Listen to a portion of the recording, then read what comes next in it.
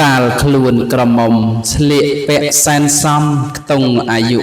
20រូបឆោមលោមពណ៌ស័ក្តិសមឥតបីក្រមុំពេញវ័យក៏លក្ខណៈ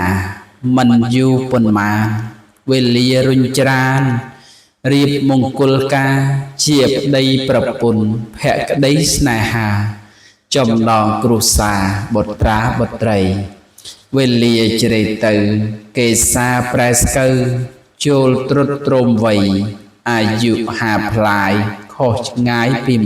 20សុភាពក្មេងខ្ចីប្រែវ័យជរាចំណាស់ដល់ពិតតែឆាកជីវិតរួមរិទ្ធពៀនពៀមិនគិតអាយុខ្លួនចាស់ជរាទោះបីឈឺជានៅមានកូនខ្ចី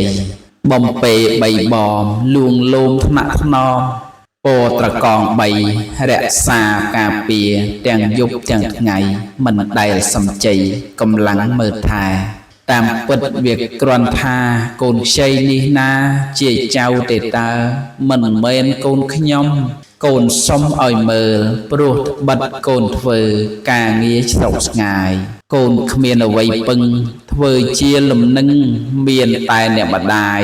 ជួយថែកូនខ្ញុំដល់រូបរាងកាយ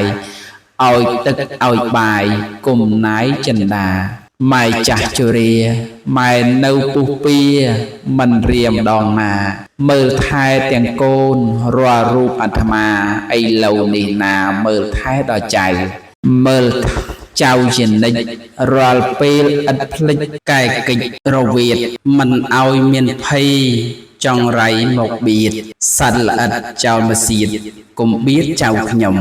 មើលថែរក្សាតាំងពីកុមាររហូតដល់ធំមិនបានធ្វើទានបុណ្យតូចបុណ្យធំឲ្យជីវិតខ្ញុំទៅជាយ៉ាងណាកុសលឥតមាន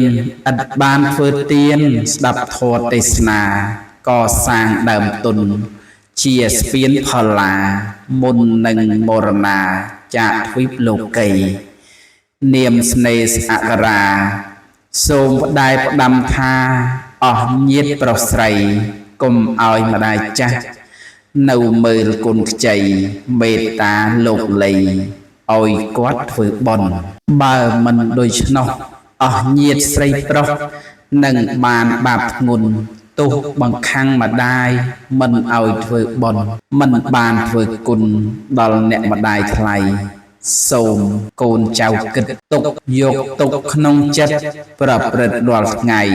តបគុណដល់លោកឲ្យបានថ្លាថ្លៃរស់ក្នុងតម្លៃកូនល្អរៀងអើយសូមអនុមោទនា